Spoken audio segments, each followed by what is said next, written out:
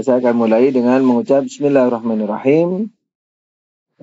Alhamdulillahirabbil alamin. Tsumma salatu wassalamu ala asyrafil anbiya'i wal mursalin habibina wa habibi rabbil alamin Abil Qasimi Muhammad. Allahumma salli ala Muhammad wa ali Muhammad wa ajil farajahum. Wa ala alihi at-tayyibin at-tahirin al-ma'sumina al-muntajabin. Amma ba'du, assalamualaikum warahmatullahi wabarakatuh. Jadi kuburan itu apa? Kuburan adalah bisa merupakan salah satu kebun dari kebun surga atau bara daripada api neraka. Lagi apa? Dalam satu hadis dikatakan dari Imam Shadiq alaihissalam, al-barzakhu al-qabru. Barzakh itu adalah kuburan. Wahuwa tsawabu wal iqabu baina dunya wal akhirah. Wallahu ma nakhafu alaikum ilal barzakh.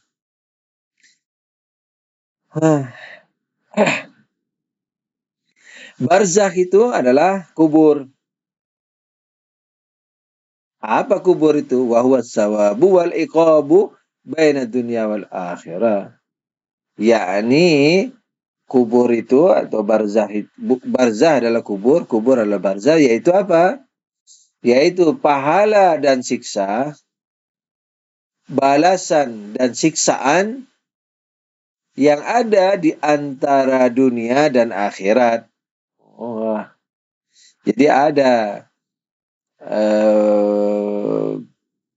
balasan pahala dan siksaan di dunia, ada pahala dan siksaan di antara dunia dan akhirat, dan ada juga, maksudnya bisa disimpulkan demikian ya, dan ada juga pahala dan siksaan di akhirat.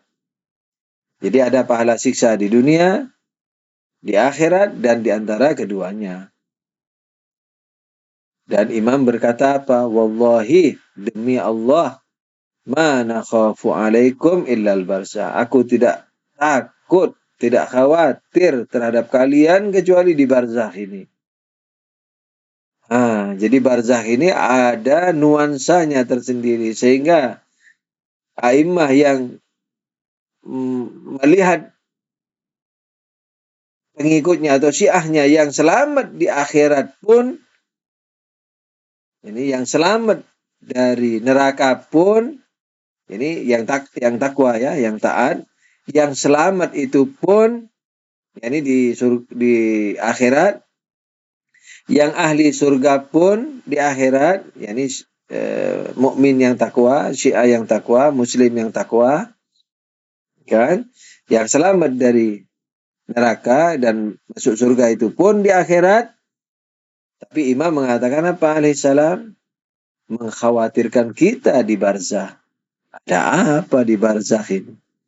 Sampai orang yang selamat, yang bisa tergolong selamat di akhirat pun di barzakh ini masih sangat dikhawatirkan oleh Imam Maksum alaihissalam. Nah, dalam satu riwayat yang lain dikatakan, Imam ditanya, wamal barzakh, apa barzakh itu? Fa'ajabahu, Imam menjawab, al-qabru min hina mautihi ila yaumil qiyamah. Kuburan itu, yakni barzakh itu apa? Yakni barzakh adalah, ya, beliau mengatakan, kan ditanya barzakh itu apa? Dijawab, kuburan dari sejak mau matinya manusia sampai hari kiamat. Nah, ini kubur, yakni apa kesimpulannya dari semua ini? Kesimpulan sementara adalah apa? Bahwa kubur itu adalah barzakh. Pada hakikatnya barzakh itu apa? Dari sejak kematian sampai hari kiamat. Nah, ini mulai kalau tidak dipelajari dengan kacamata filsafat susah dipahami. Ada riwayat dari Abi Abdillah alaihissalam. Jadi dari Imam alaihissalam qala.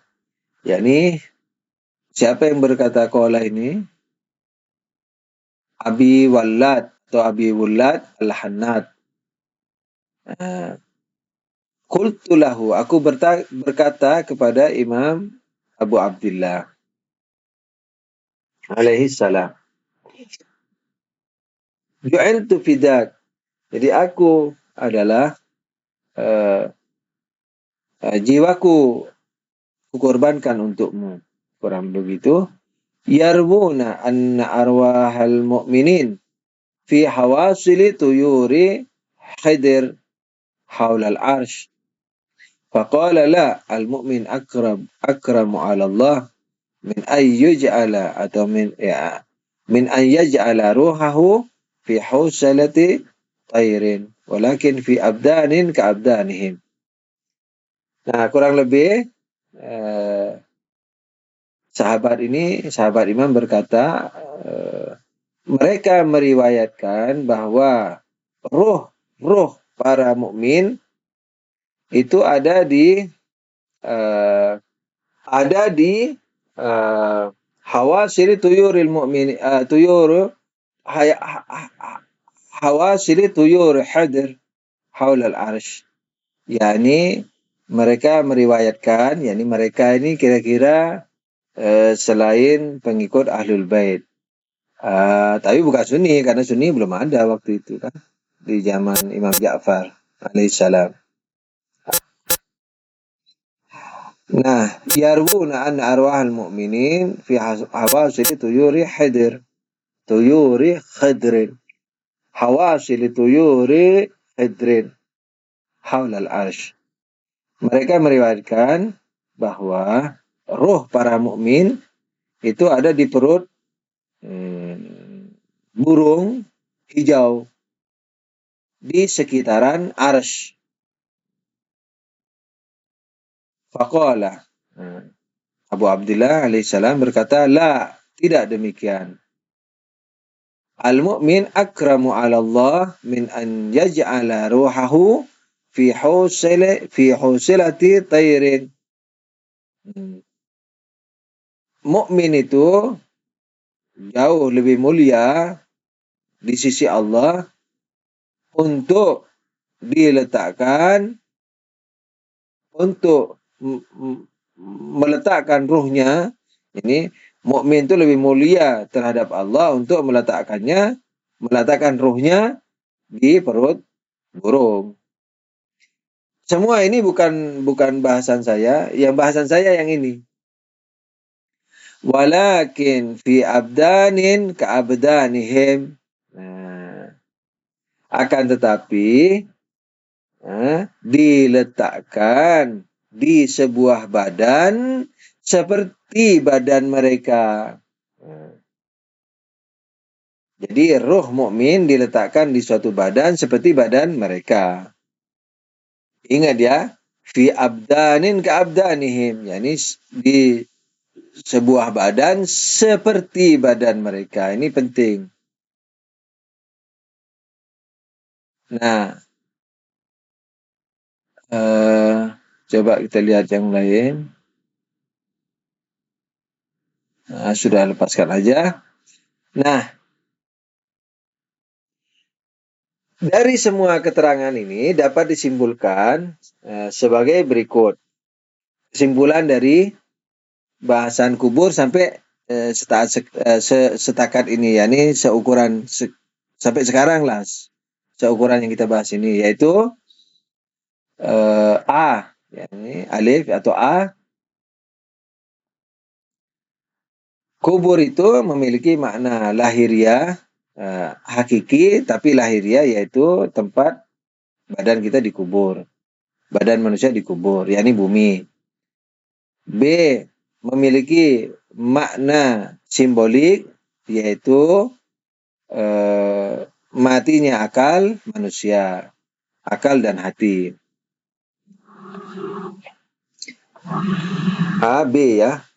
Kemudian B sudah. Terus C, kubur memiliki makna apa?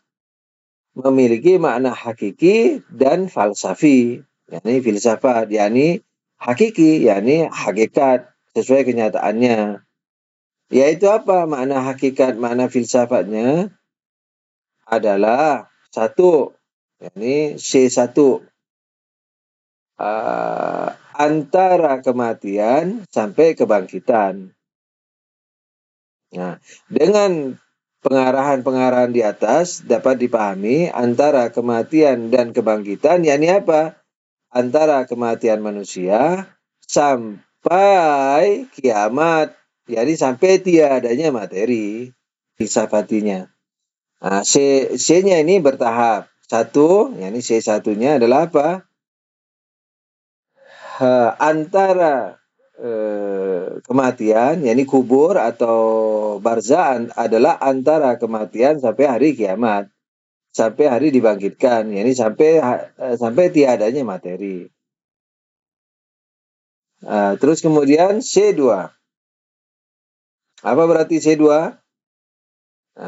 Bahwa kuburan itu bisa berupa salah satu kebun dari kebun-kebun surga, atau berupa salah satu dari kobaran api neraka. Itu C2.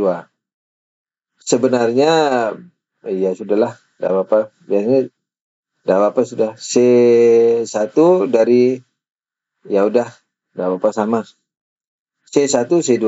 Nah, kemudian kan kita di C1 sudah tahu bahwa kubur itu antara kematian sampai kebangkitan. Ya, ini sudah tidak bahas kuburan sebagai tanah lagi. Walhasil kematian dan kebangkitan itu sudah tidak bicara kuburan sebagai tanah ya, sebagaimana di makna di pembahasan sebelumnya di A ya. Nah, C1, C2 adalah apa? Kuburan itu bisa berupa kebun surga atau bisa berupa kobaran api neraka. C3, walaupun ini bukan peningkatan, tapi bisa penegasan kepada C2. C3 ini yaitu apa? Bahwa kubur atau barzah itu adalah pahala dan siksa antara dunia akhirat. Nah, jadi ini ada seninya ini penjelasan Imam Ja'far alaihissalam. Tuanku Imam Ja'far, Tuanku Imam Ja'far, Tuanku Imam Ja'far, Tuan kita semua, guru kita semua, imam kita semua, kunci rahasia Tuhan, para imam Ahlul Bait alaihimussalam. Kalau kita mendengarkan penjelasannya Ayatollah Jaudi Amoli, ngeri kita. Beliau sering mengatakan a'immah itu tidak bisa diukur dengan apapun. A'immah itu sebegitu tingginya, sebegitu mulianya, sampai tidak bisa dijangkau oleh malaikat sekalipun. Tapi di muka bumi ini, nah ini dari saya ya, ditindasi oleh yang tidak mengimani, bahkan oleh yang mengimani. Ditindasi dan ditindasi, dizalimi dan dizalimi. Ala kulihan, by the way. C berapa ya? 3. Merupakan penguat dari C2. Yaitu apa? Bahwa kubur dan barzah adalah pahala dan siksa antara dunia dan akhirat.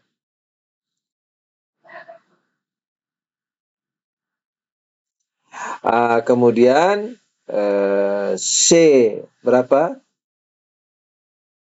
3, 4. Iya.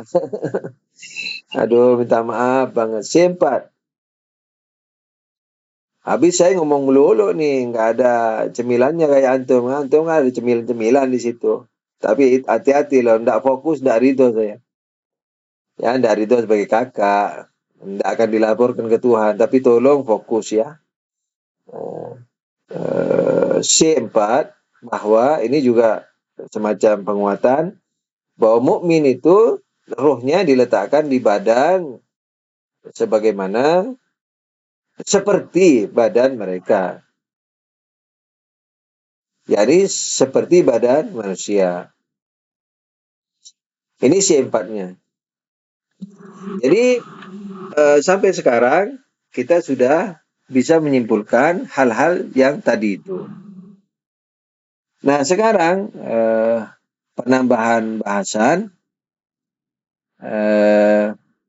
dari penyimpulan tadi, ketika dikatakan bahwa ini nih, saya sebenarnya tidak kepingin bawa nama guru, tapi dalam hal-hal yang argumentatif saya biasanya tidak bawa nama guru karena takut antum segan mendebat, menerima karena menghormati misalnya para ulama. Sementara yang dibahas dalam hal-hal yang bersifat bukan fikih, yakni yang bisa didebat, tapi dengan sopan, yakni dengan bermaksud ingin tahu itu, dengan bahasa yang santun.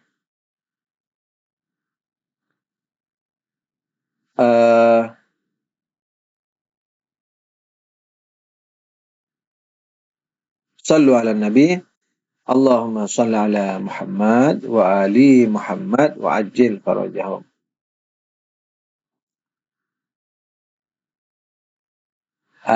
Sebagai penambahan sampai hilang tadi, sebagai penambahan dari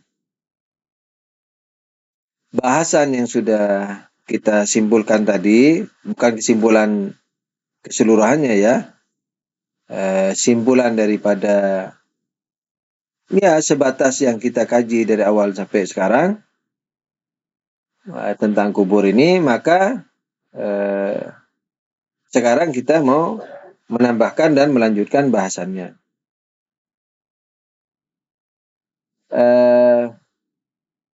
Dari ayatullah Jawadi Amuli hafizahullah, yang saya tadi tidak mau menyebutkan itu karena takut antum tidak berani mendebat. Saya kalau ada hal yang perlu didebat, dan ini dari konsep filsafat, konsep akal, yakni bukan pencetusan ide dari beliau, tapi penyampaian dari beliau melalui penyampaian dari Allah, Nabi, maksumin, dan hakikat melalui beliau maksudnya. Yaitu apa? Ketika kubur dikatakan Raudatun min riyadil jannah, indah nih penyimpulan beliau hafizahullah. Ketika ketika kuburan itu bisa berupa kebun dari kebun surga atau bisa berupa bara dari api neraka, maka jelas yang dimaksudkan kubur pada hakikatnya bukan materi. Kenapa begitu? Karena di dalam hadis lain, yakni sebenarnya di dalam hadis yang lain dikatakan kuburan mukmin, ya, dalam hadis yang lain dikatakan kuburan mukmin adalah kebun dari surga, kebun surga sampai ke arsy, sampai ke langit. Sampai ke arsy, sampai ke langit. Dan sampai ke langit, ke arsy. Dan kuburan kafir atau yang layak masuk neraka ya adalah kobaran api neraka sampai ke langit. Nah, jadi kata beliau, kalau kuburan mukmin dan kafir yang layak masuk neraka ya, bukan kafir yang tidak sengaja, bukan kafir yang belum didatangi Islam dan segala macam, hasil yang memang ahli neraka lah maksudnya. Nah, kalau dia berjejer, maka berantem antara surga dan neraka. Kalau kubur itu diartikan apa? Materi. Yakni tanah itu, tempat memendam itu. Kalau diartikan itu, maka berantem. Nah, ketika berjejer. Yang satu sampai ke langit, surga. Yang satu sampai ke langit, neraka. Wah, berantem surga neraka. Gitu. Kalau diartikan badani, jasmani, tanah, tulang belulang. Nah, dengan demikian, maka maka kubur itu sudah tidak terlalu fokus pada masalah tanah dan tulang. Sekalipun tetap sebagai sebelum kiamat, sekalipun bukan hakikat, kayak tulisan Allah lah. Tulisan Allah kan bukan Allah, tapi tetap wajib dihormati. Begitu juga kuburan. Kuburan yang hakikatnya adalah yang non-materi. Tapi yang materi harus dihormati. Sesuai dengan aturan hukum Islam. Hukum akal. Nah, dan seterusnya. Kita tidak mau bahas itu. Mau bahas kuburan aja dulu. Jadi harus dihormati dong. Yang gitu. Jadi yang tanah, yang apa itu harus dihormati. Harus ditatap sebagai kuburan mukmin. Kalau memang kuburan seorang mukmin. Jadi pada hakikatnya kuburan itu adalah non-materi. Kemudian tambahan yang lain adalah sebagaimana sudah diterangkan, sering juga diterangkan barangkali di kajian face to face secara langsung, bukan live. Atau kalau belum diterangkan, ya berarti sekarang diterangkan bahwa hari kebangkitan itu adalah terlepasnya roh dari apa? Dari badan yang ada di kuburan itu. Kan kiamat itu tadi apa? Hilangnya kuburan, hilangnya bumi, hilangnya alam materi. Nah, ketika hilang, baru hari kebangkitan. Berarti barzakh itu, yakni kuburan itu adalah keterikatan roh pada badannya secara lemah. Markad, kan dibilang markad. Man ba'atsana min markadina. Siapa yang membangunkan kami dari tidur kami? Nah, jadi tidur kan rohnya berarti berhubungan dengan badan Masyian. Orang tidur kan rohnya berhubungan dengan badan. Nah, sementara mati Allah katakan tidur. Nah, berarti rohnya masih rohnya masih berhubungan dengan badan. Tapi kalau tidur di dunia rohnya masih kuat berhubungan, ya ini lebih kuat dari mati maksudnya. Roh itu berhubungan dengan manusia dikala jaga, sangat kuat.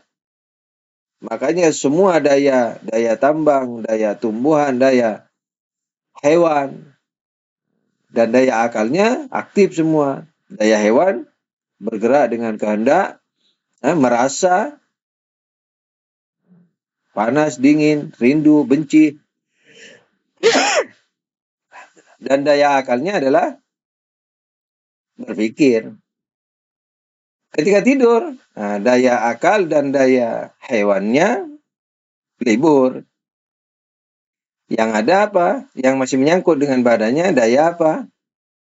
Yang aktif, yakni menyangkut dengan badannya adalah apa? Daya tumbuhan. Makanya kalau anak kecil tidur 10 tahun, ketika bangun udah gede, kaget dia.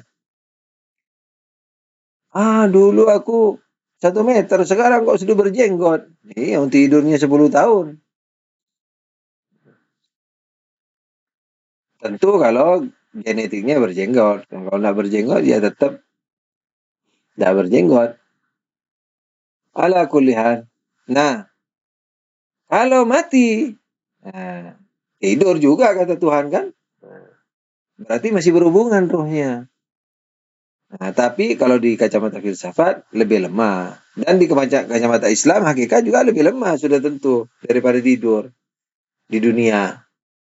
Nah, kalau di urean filsafat yang tersisa hubungannya dengan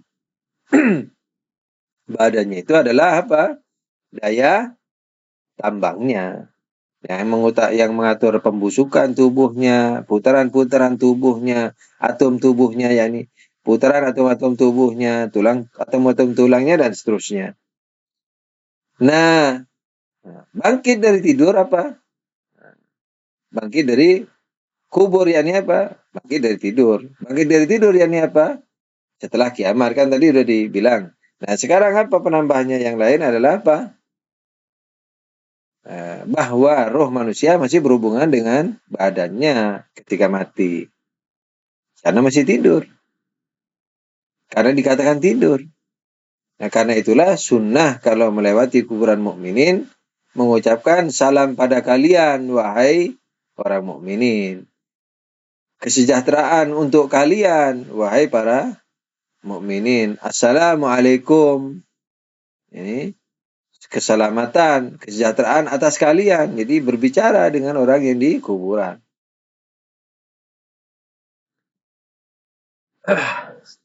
Sallu ala Nabi. Allahumma salli ala Muhammad wa ali Muhammad wa ajil farajah. Jadi dia berhubungan dengan apa namanya tadi? Dengan badan dan mendengarkan omongan kita. Gitu ya, tapi tidak bisa menjawab. Menjawab tapi tidak dengan lisan, tidak dengan bahasa. Kalau dengan bahasa kita kabur. Orang kuburan bilang Waalaikumsalam. Kabur semua kita. Apalagi katanya orang Jawa, pas malam Jumat Legi. Jumat manis. Wah, sudah. Tambah kabur. Nah, ini belum nyampe kepada yang ingin kita bahas. Yang ingin saya bahas. Nah, lalu apa lagi yang perlu ditambahkan di sini? Bahwa kan tadi dikatakan di hadis toh bahwa siksa antara dunia dan akhirat. Nah, siksa dunia digebuki badannya. Siksa akhirat digebuki rohnya. Kan gitu. Berarti siksa di antara keduanya ini adalah sebagaimana yang diterangkan oleh para ulama. Begitu juga secara argumentasi. Akal. Yakni apa? Yakni penyesalan. Yakni kesedihan. Kenapa kesedihan? Sementara badannya tidak digebuk, rohnya nggak digebuk. Kan siksa dunia badannya digebuk, siksa akhirat rohnya digebuk. Nah, tapi kenapa di sini pahala dan siksa antara badan dan roh? Nah, yaitu berupa apa? Penyesalan atau kebahagiaan. Nah, kebahagiaan karena mau masuk surga, penyesalan karena mau masuk neraka. Yakni ketika orang itu mati, dia tahu secara hakiki mau masuk surga atau mau masuk neraka. Nah, sekarang kan misalnya kita ini sok-sokan masuk surga kan gitu perasaannya. Dan kita menilai kafirin sok-sokan masuk neraka. Di kuburan sudah nggak ada sok-sokan lagi. Ahli neraka atau ahli surga sudah. Nah, jadi ahli surga atau ahli neraka. Sementara sudah tidak ada waktu lagi untuk kembali. Tidak ada kesempatan lagi untuk kembali. Kan seperti tadi itu. Qala rabbirji'uni. Ya ini kembalikan aku ya Tuhan. Supaya aku berbuat kebajikan. Udah nggak ada. Jadi apa? Jadi di dalam kubur itu sudah tidak bisa kemana-mana lagi. Menunggu masuk surga atau menunggu masuk neraka. Nah, kenapa Imam mengatakan wallahu ma nakhafu alaikum illal barzakh? Demi Allah aku tidak khawatir terhadap kalian, yakni yang anggaplah yang sudah bertakwa ini, yang Syiah yang bertakwa, kecuali di barzakh. Nah, saya juga nggak tahu rahasianya apa, tapi dari banyak penjelasan ulama dan argumentasi akal juga, filosofis atau riwayat, itu apa namanya? Karena misalnya biar orang mukmin juga sedih nanti di kuburan. Kenapa begitu? Karena dia dapat mengkasyaf derajat-derajat di atasnya. Sudah tentu sebelum itu bukan mungkin dalam riwayat banyak gitu ya, dalam penjelasan ulama juga banyak. Ketika manusia mati itu kaget luar biasa. Kaget banget. Dari kehidupan hiruk pikuk dan warna-warni lalu menjadi gelap gulita. Ini maksudnya gelap gulita ini majazi ya. Ini menjadi tidak berteman lagi sudah. Tidak bisa makan gorengan lagi sudah. Tidak bisa minum sarak bak lagi bersama-sama sudah. Tidak bisa makan coto lagi sudah. Tidak bisa makan ini itu lagi sudah. Tidak bisa diskusi lagi sudah. Tidak bisa diskusi dengan teman, dengan istri atau suami lagi sudah. Jadi mengagetkan. Itulah mengapa Tuhan, Nabi, A'immah, para ulama selalu mewanti-wanti, ingatlah mati. Resapi mati. Kalau ingat mati dan resapi mati, insya Allah lebih mudah, jauh lebih mudah untuk rajin belajar dan mengamalkan. Belajar akidah sama fikih dan mengamalkan. Kalau ada waktu ya tambah-tambah akhlak lah apa segala macam. Yang paling inti akidah dan fikih dan amalkan. Gitu. Ingat fikih tidak sederhana loh, mencakup seluruh hal kehidupan. Dan satu lagi senjata yang paling ampuh, saling berdoa di antara kita. Saling memaafkan. Tapi bukan berarti membenarkan kesalahannya. Saling memaafkan. Hak-hak yang terkurangi. Tapi kalau berdebat harus sampai hangat, panas. Tapi kata-katanya jangan kotor ya. Nah itu. Semua kalau berdebat harus kayak menghadapi lawan. Kafir, misalnya kayak gitu. Tapi tidak dengan ejekan. Ini semangat. Nah, untuk mencari kebenaran. Begitu. Salah, senang. Ini kalau berdebat kalah, senang. Karena tahu sebelum mati. Menang, bersyukur karena Allah telah menolongnya mendapatkan kebenaran walaupun sampai waktu itu. Mungkin besok berubah kalau sudah bertemu dengan argumen yang lebih atau dalil yang lebih kuat. By the way, sallu ala Nabi. Allahumma shalli ala Muhammad wa ali Muhammad. Nah, apa namanya tadi? Jadi yang dikhawatirkan oleh para imam adalah kuburan itu. Sekalipun untuk orang mukmin. Nah, tambahan yang lain, sebagaimana yang sudah diterangkan sering atau kalau belum ya sekarang, tentang tajassudul a'mal, yakni berbentuknya a'mal, berbentuknya perbuatan pada diri kita.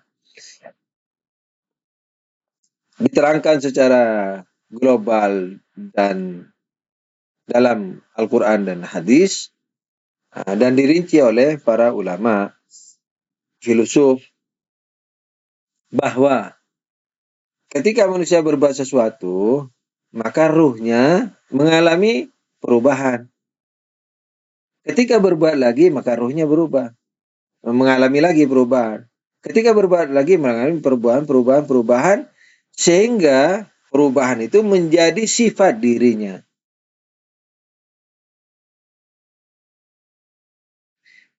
Lama-lama kalau diteruskan lagi menjadi kecanduan dan menjadi jati dirinya. Itu dalam peristiwa ruhnya. Nah, sementara ruh kan ada daya tambang, ada daya nabati, ada daya hewani dan daya akli kan gitu. Nah, ketika sampai ke daya hewani ini jadi semua ini daya tambang, daya nabati, dan daya hewani selain akli. Ketiga daya ini dia memiliki apa? Karena daya tambang mengatur tambang, daya nabati mengatur pertumbuhan, daya hewani mengatur rasa dan perasaan dan gerak ikhtiarnya, di mana semua ini berhubungan dengan badan, maka ruh manusia yang dayanya dalam mengatur kebadanan badan manusia atau berhubungan dengan badan manusia ini, dia tidak non materi mutlak. Nah, karena tidak non materi mutlak, berarti roh ini yang non materi itu hanya substansinya, hanya zatnya, gitu. Tapi tersifati dengan sifat-sifat materi. Karena itu memiliki bentuk, warna, dan seterusnya. Nah, akal bagaimana? Akal bagaimana? Akal juga begitu. Akal ada dua globalnya ya. Membahas, memahami, membahasi, merenungi hal-hal yang berkenaan dengan materi atau sifat-sifat materi. Dan ada akal yang membahasi, merenungi hal-hal yang tidak berhubungan dengan materi dan sifat-sifat materi. Manakala akal ini berhubungan dengan atau memikirkan hal-hal yang bersifat materi atau sifat-sifat materi, maka ia termasuk, yakni masih tergolong pada ruh yang daya lainnya itu. Yakni apa? Yakni masih memiliki bentuk atau sifat-sifat materi. Jadi daya akli ini substansinya atau zatnya saja yang non materi, tapi sifat-sifatnya sifat-sifat materi. Karena itu masih memiliki bentuk materi, warna materi, sifat-sifat materi. Nah, kapan akal ini terlepas dari bentuk-bentuk itu? Manakala dia membahas objek-objek perenungan yang tidak menyangkut dengan jasmani atau sifat-sifat jasmani. Yang tidak menyangkut substansi jasmani dan sifat jasmani. Yang tidak menyangkut zat jasmani dan sifat jasmani. Seperti membahas Tuhan, merenungi Tuhan, dan seterusnya. Di situ dia menjadi non materi mutlak, yakni dimensi ininya non materi mutlak. Jadi derajat, jadi roh manusia satu ya, roh manusia satu, tapi memiliki derajat. Nah, sebagian derajatnya, jadi 2 derajat. Derajat pertama memiliki bentuk materi, sifat-sifat materi, tapi derajat yang paling atas tidak memiliki bentuk dan sifat-sifat materi. Nah, kembali kepada masalah, ketika manusia berbuat dengan materinya, badan materinya, maka ruh materinya juga berubah, terkondisikan. Nah, kondisi-kondisi itu, yakni pengaruh yang terjadi pada rohani itu, membuat rohani yang tadinya biasa menjadi tidak biasa. Anggap saya simbolkan dengan air yang tenang, ruhnya itu ketika berbuat, dia bergerak tuh.